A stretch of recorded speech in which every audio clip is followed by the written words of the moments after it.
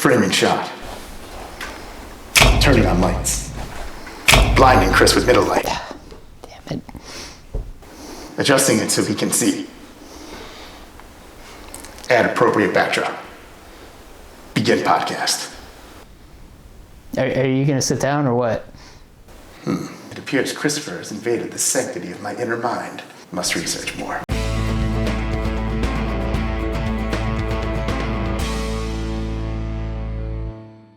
Welcome back to the Out of Touch podcast. I'm Chris, that's Bill, and today we are watching Sherlock Holmes, starring Robert Downey Jr. and Jude Law, from director Guy Ritchie. I don't remember when this movie came out. 2009. Yeah, I was going to say sometime after Iron Man. A year after Iron Man. So, Bill, what did you think of Sherlock Holmes? I find this movie a lot of fun. I like this movie a lot. It's a very different type of Sherlock Holmes. At least, I know there's probably been like hundreds of iterations of Sherlock Holmes, but Yeah, Sherlock Holmes is one of the most adapted characters of all fiction. It's like him and Dracula with the most film adaptions. But this one is, I think it's kind of unique, at least for me. It's the first time I've ever seen him be like, he's kind of like a dirty, like, eccentric, like, weirdo who is like, I don't know, he's like super messy and like odd. I've never seen like an interpretation of Sherlock Holmes like this. I just always think of Sherlock Holmes as like the great mouse detective or Sherlock Holmes in the 23rd century. Do you remember that show? I don't know why, but I do. His head was frozen and then they made a clone of Sherlock Holmes with his memories or something. I think he was just frozen? I don't know. Watson was a robot. He was a robot. There was like a bunch of robot Watsons. What? Because like the police had like Watson units. Of course they did. Or something like that. I could be remembering this show from like 25 years ago very incorrectly. But it existed and had a kick-ass theme song. Sherlock Holmes in the 22nd century. Sherlock Holmes in the 22nd century. Okay. It did. I mean, look, there's been a lot of weird Sherlock Holmes adaptions. Yeah. I've seen a few. I've seen some, like, classic. It's Sherlock Holmes. You got the pipe and the hat and everything, and Watson, he's kind of, like, big and burly, and or sometimes he's a clumsy oaf, and then there's Sherlock Holmes, but he's a kid, and then there's Sherlock Holmes, but he's in the present day, or then there's Sherlock Holmes, but he's in the present day, but he's in New York City, and Watson's a chick. Oh, yeah. Where's that show, huh? Yes. Well, Then there was that one movie where Sherlock Holmes was a fictional character created by Watson. weird. Yeah. So many things. It's been Well, around for a long time. this is Sherlock Holmes. But if he was scrappy and, I don't know, it's almost like a light steampunky kind of world almost. A little bit. It's, it's turn of the century, like London. It's like, 1884 to like 1890 something, because they're building the Tower Bridge in it. And I think that bridge took like 9 or 10 years for them to make. Wow. So it's in between that time period. Okay. So that's like an interesting backdrop. So, it's like Industrial Revolution, London, kind of in the period you would expect Sherlock Holmes to be in. He does not have what you would expect his trademark, coat and cap in this movie at all. Though to be fair, the hat doesn't really come from the books. Yeah. That's more from old movies and stuff. That kind of became the signature look because of pop culture. Yeah. Yeah, for sure. But I really like this movie. It's really good. It's very different than what you would expect for Sherlock Holmes, because he's, like you said, he's scrappy. He like gets in like fights and Yeah. uses his deductive reasoning to hurt people in the most like precise way possible. Yeah, I actually love those little moments where he's just like completely plans out a fight ahead of time. It's like, all right, punch him in the face, punch him in the dick, punch him in the ribs, punch him in the dick again. Yeah. I also like, I can't remember everything he says, but when he always like does his monologue of like how he's gonna hurt the person, and then he gives like the prognosis of like, like short term they'll recover, long term never be able to spit in my face again, or something like that. It's really cool and it's really fun. I guess like the story of the movie is more or less like Sherlock Holmes and Watson have to solve a case, but I guess it has the added thing of Watson is about to get married, so he's moving out of their shared home slash office. Yes, And- the flat at Baker Street. Yeah, and Holmes is kind of not really taking it well. He's kind of being a little bit of a dick and kind of realizes he's being a dick at one point in the movie. He's kind of weird. He's like a weird antisocial Sherlock Holmes in some ways. It's been happening a lot in the aftermath of this. Like, the one that Benedict Cumberbatch played was kind of like that. Even the one in Elementary was like that, too. Yeah. I guess this one came first. Yeah, it did come first. At least came before those.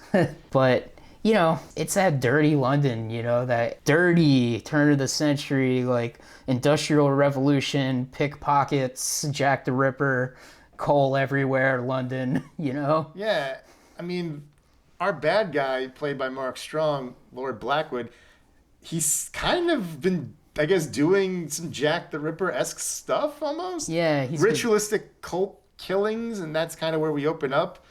Because it has like a bit of a cold opening where Sherlock Holmes and Watson are solving this case. final case in some ways. But it's kind of just the beginning of this story with this guy who claims to be magic. But I remember the entire time watching this movie, I'm like, there's no way they're going the magic route with it's Sherlock Holmes. This guy's obviously got like it's all just like sleight of hand and stuff, and Sherlock Holmes is gonna show how he did it at the end of the movie, and which is what happened. Yeah, more or less, you know, it's a cult, so, you know, we never really get, like, exactly the whole story of the cult. I mean, they're kind of Illuminati-esque and stuff. I guess so, but, like, at the same time... There's a pyramid! They are Illuminati-esque, but, like, they're like, we control, like, everything, and then it's like... There's a lot of government people in that cult. Yeah, and it's weird, too, because it's, like, also, like, a sex cult, because the one guy says, like, Lord Blackwood is my son. He was conceived during one of our rituals.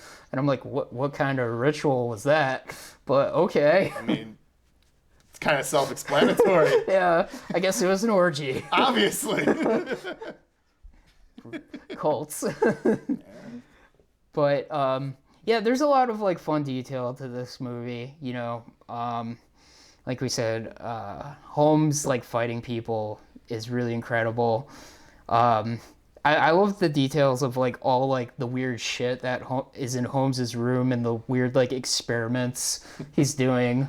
Like, you know, Watson comes into the room and, like, apparently after they caught Blackwood, he just, like, was in his, like, room for, like, 2 weeks straight and, like, didn't leave because he was trying to accomplish something. One of the things he was trying to do was make a silencer for a gun. That's right, and he just starts shooting. It didn't work. No.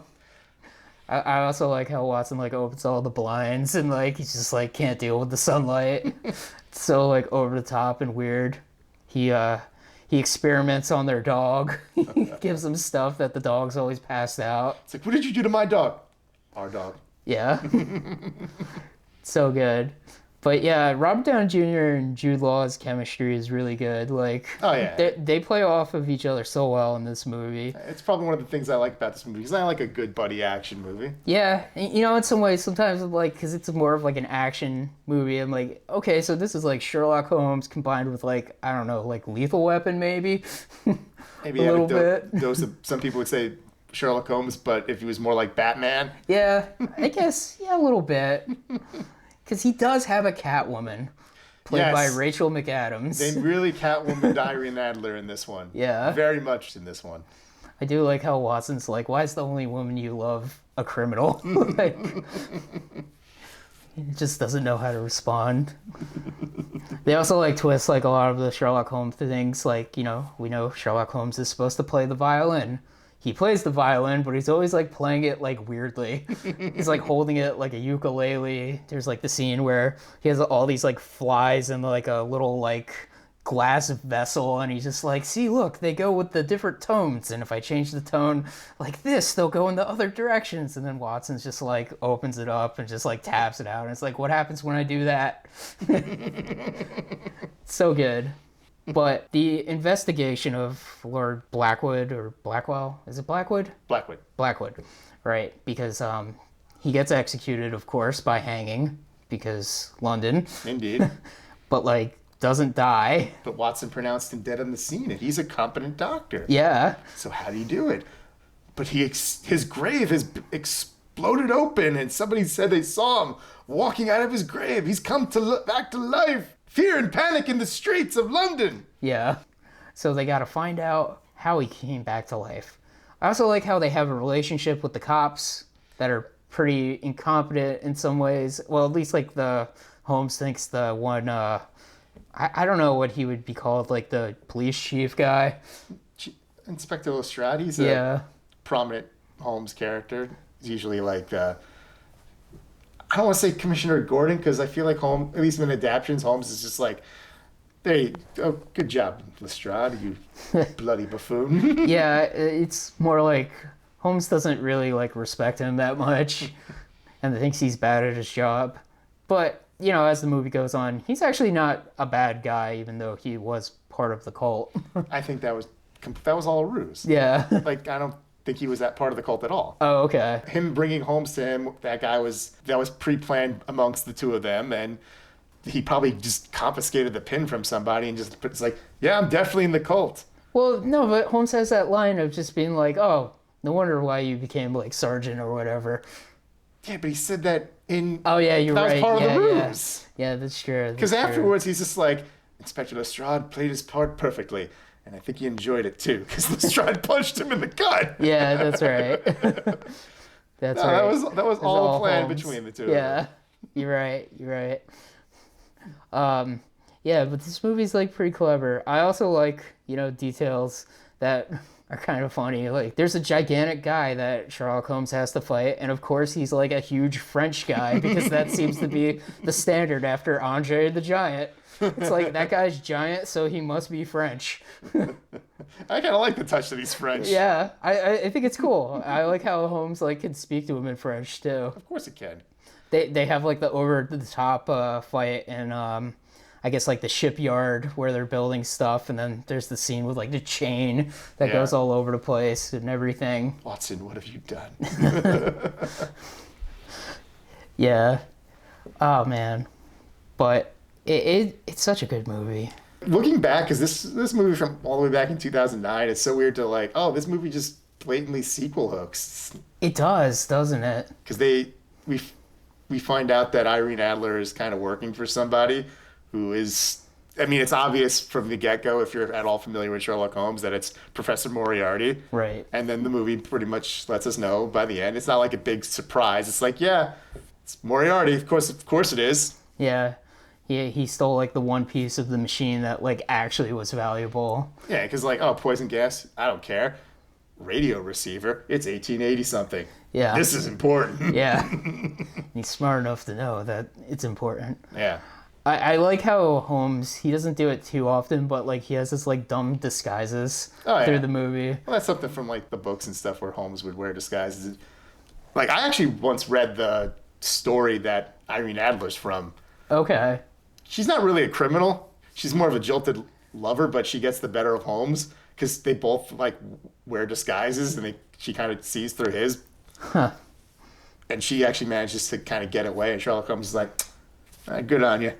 She seems to always get the drop on him. Like, there's like the scene with like the hotel room where he goes to visit her, and then he opens up like the wine and then drinks it, and it's like poisoned, of course. And then he wakes up like naked on the bed, and like the chambermaid comes in, and he's like, ma'am, I need you to remove the key from the bottom of this pillow, and the pillow is like right at his crotch. If only he worded it more like that. Yeah. Something like that, yeah. He worded it in a much more inappropriate way. Yeah. It's funny though, because like when Irene first shows up in the movie, you know, Holmes wakes up and she's like serving him tea, and he checks to see if the tea's poisoned, because I guess Irene has poisoned him in the past in this version. Why are you always so suspicious? Shall I answer chronologically or alphabetically? But with the wine, he didn't suspect it being poisoned because it was like sealed, but then they show her like injecting like the sedative in there and then like resealing it with like the wax and stuff. Like, it has a lot of cool like, you know, flashes to like the future or past of something happening. Yeah, like him going through the elaborate disguise that he sort of threw together while chasing Irene and finding her talking to freaking Moriarty. Yeah. Who, weirdly enough, because when I watched it on my Blu-ray, I was like, I feel like he sounds different. And it turns out, on more recent releases, they dubbed over Moriarty with the voice of the guy that played him in the sequel. Oh, okay. Hey, George Lucas, this shit. Wow. He'll do it. Well done, Miss Adler. That's precisely why I hired you. He'll do it. Well done, Miss Adler. That's precisely why I hired you. I don't mind that, though. That's kind of cool. Yeah, it's weird. Because, you know, there are 2 movies. Maybe we'll talk about the second movie someday. But, you know, it's kind of like a double movie thing that so far works pretty well. Yeah. But, yeah, like his disguises, too. Like, the first one where he's just, like, walking around in the street, he just has, like, a fake nose on and whatever. His doctor disguise is pretty decent. Yeah, the doctor one is pretty good when, you know, there's the explosion where Watson gets hurt and he goes in there and saves him, or he's helping him when he has to get the shrapnel, and then Watson says to him when he comes back, he's just like, I had a terrible doctor. I had to take the shrapnel out myself because he did such a bad job.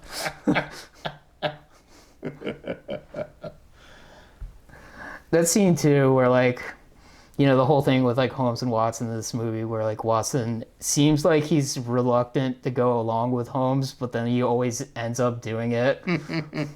Like, it's like a scene where, like, you know, Holmes convinces him, like, to do something, and then he says, I'm not going to do it, but then the next scene is, like, they're on, like, this, like, old rickety boat in the River Thames, and Watson is the one shoveling coal into the boat. Like, stuff like that is so great in this movie. Like, there's the scene where, like, Watson's, like, moving out, and then, like, Holmes is just, like, has this, like, dead body come in, and he's just like, yo, you could just put it in this room. That's okay, right, Watson? You're not using it. And Watson's like, yeah, it's fine. Then Watson's just, like, too curious about, like, the body and just starts, like, you know, doing, like, the examination of the body. Like, Holmes knows exactly how to manipulate Watson into doing the stuff he wants. Because he knows he likes the mystery and the chase of it all as well. Yeah. You know, when you're enough friends with somebody, you kind of know how to manipulate them. Yeah. You know, trick them into doing things like a podcast. I mean, what? Yeah. Oh, man. Trying to think, like, what... So, what are your thoughts? What do you think of Robert Downey Jr.'s British accent? Does it work for you? I think it's okay. It works enough for me. Yeah. I'm not British, so I can't judge it harshly. Yeah. I've heard worse. I think it's fine. You know... I would say his British accent's better than Benedict Cumberbatch's American accent. Yeah, and I would say it's not inconsistent. You know, he sounds more or less the same throughout the movie. He doesn't accidentally, like, slip into, like, just being like, hey, wait a minute, that's your real voice. There's no moment where he's just like, and anyway, so, hey, what the hell are you doing over there? Yeah. Yeah. Because every once in a while when I hear a British person try to do an American voice, there's just those moments where you're like, did Batman just say oi? What was that? Yeah, a few times in, like, The Dark Knight. There's only like 2 real moments in like Batman Begins where I notice it, but it's just like, hey, wait a minute. That's not what Batman would do. I think it was beneficial for like Andrew Garfield and Tom Holland that they're just like doing like New York accents, so yeah, less of a chance of it slipping into a British accent, I feel.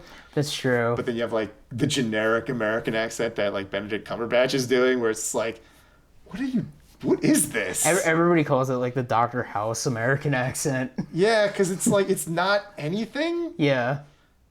It's like, what region are you from? And who knows, maybe for like British people, they watch this and they're like, what the heck? Why does he sound like that? He doesn't sound like anybody from England. But... Oh, I mean, probably. Yeah. I think he does a pretty good job. In fact, like, you know, it's one of those movies that, you know, everybody knows him for being Iron Man, but... in this, like, I can, like, kind of lose it and be like, yeah, no, he's Sherlock Holmes in this movie. Yeah, I buy it enough. Yeah. I guess it helps that this movie's pretty old at this point. It's like a decade old.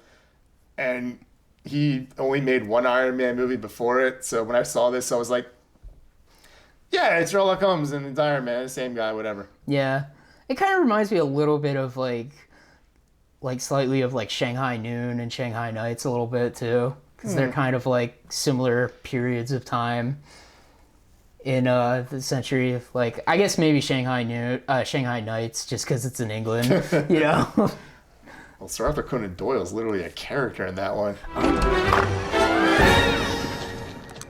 You look ridiculous. I think we look good. Oh yeah, you're right, because that's right, he writes Sherlock Holmes. That's why I got like that connection in my mind. Wow. So right. That's exactly it. And they use the name Sherlock Holmes at one point. Right, because I think Owen Wilson just like comes up with like a nonsense name and it's Sherlock Holmes. And Yes. then like the inspector guy is just like, yeah. I like that name. Can I use that name? Yeah, great. I'm honored. It's the stupidest freaking name ever. Why is he doing that? That's why I connected these movies. Oh man, just from one stupid thing. Yeah, I guess we have to talk about kind of like more or less like the climax of the movie where, you know, Blackwood, you know, tells when he fakes getting dying before he's executed, he says, oh, like 3 people will die, and he like murders each person in like a different way to make it look like he magicked them to death. Yes. Like, The guy he makes looks like gets lit on fire spontaneously. yeah, because he like did this like odorless like fluid on him, and it just like seemed like he was getting rained on.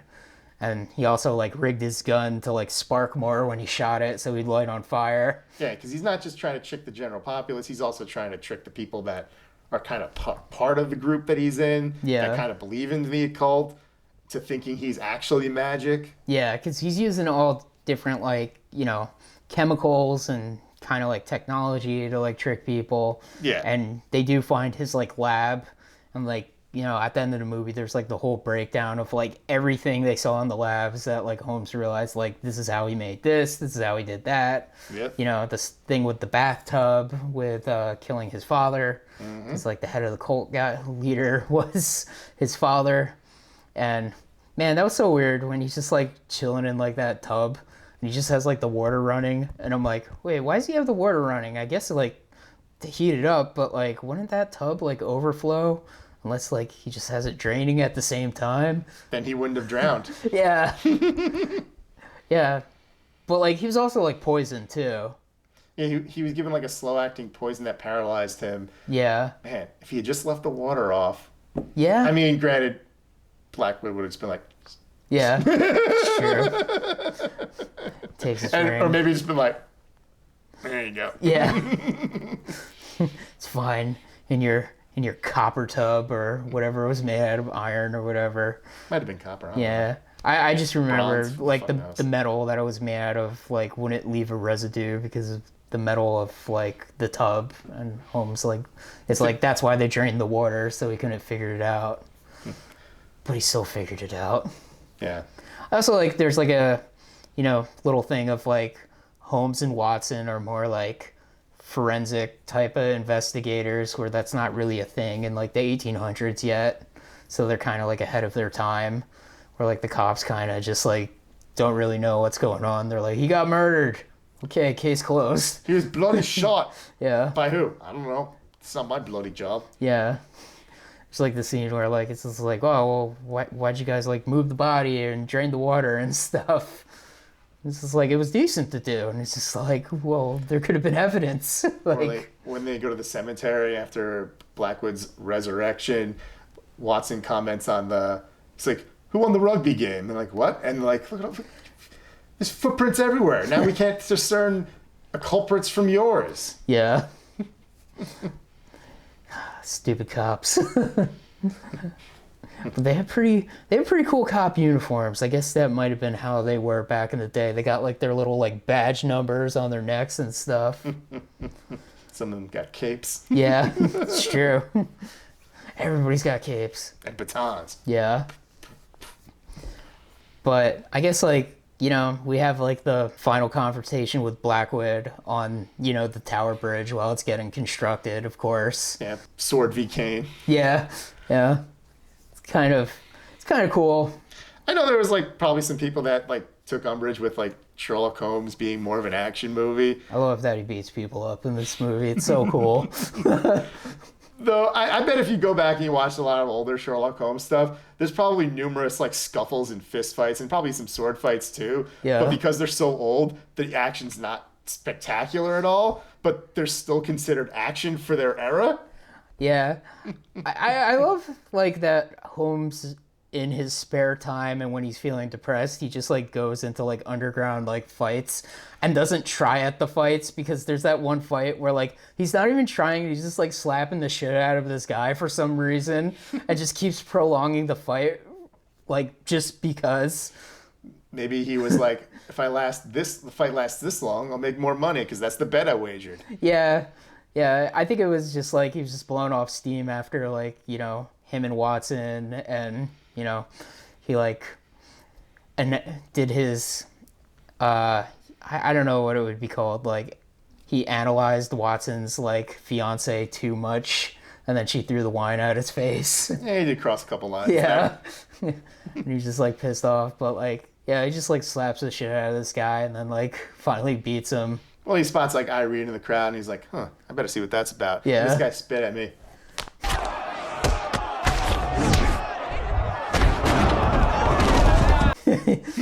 More or less. I love the crowd just goes quiet and someone's like, where the bloody hell did that come from?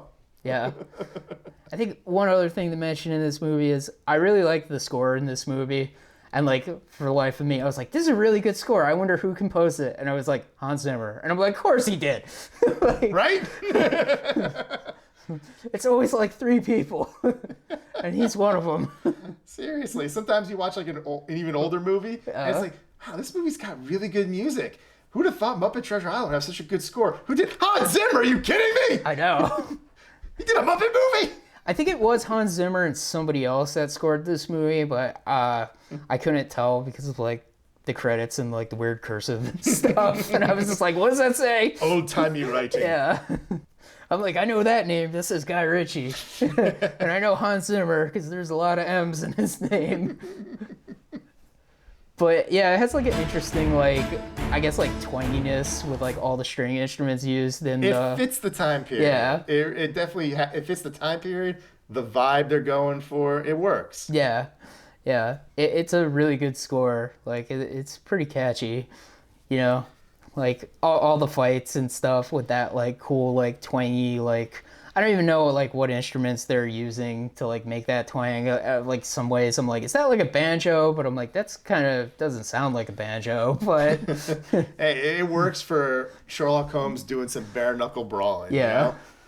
It's not like Sherlock Holmes is doing backflips. He's brawling. Yeah. I think that's why I'm more okay with it being kind of actionized. Because Yeah. it's not like, he's not doing anything that feels out of place. No. Like, everything is, you know, appropriate of what, like, a normal man could do. You know, he's not, like, you know, backflipping and shit like that. Like, He's not a ninja. yeah, like, so some superhero movies, sometimes, like, some of the fights are like, okay, like, he's doing a lot of flips for some reason. Why is he doing so many flips to, like, punch somebody?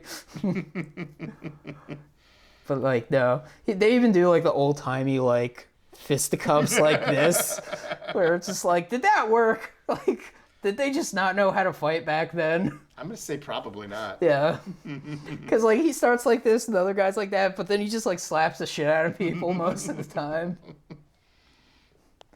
It's pretty good. It's a fun movie. Yeah, I think it's, like, kind of like an underappreciated movie. Like, nobody really talks about it. Yeah.